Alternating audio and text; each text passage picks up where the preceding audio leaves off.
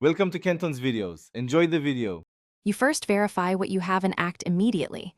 Identify whether this is a SATA drive, M, 2 SATA, or NVMe.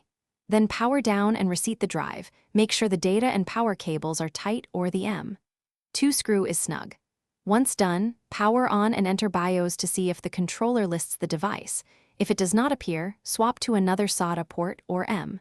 2 slot before moving to software steps. Next, you handle Windows level recognition. Open Disk Management and locate the uninitialized disk.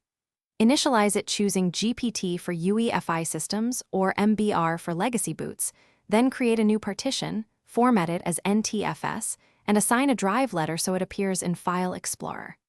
Meanwhile, make sure NVMe devices have the proper drivers and that your motherboard chipset drivers are current.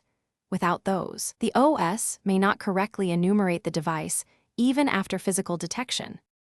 Finally, if this SSD will be your boot device, change UEFI boot order so the SSD is first, then clone your existing system or perform a clean install. Once Windows boots, confirm trim and OSI/NVMe settings are active for performance. If the drive still fails to appear, try a different cable or slot, test the SSD in another PC or with a USB to SATA adapter, update SSD firmware, and check motherboard compatibility. These checks usually expose the single remaining cause. Thanks for watching. Consider subscribing if we helped you.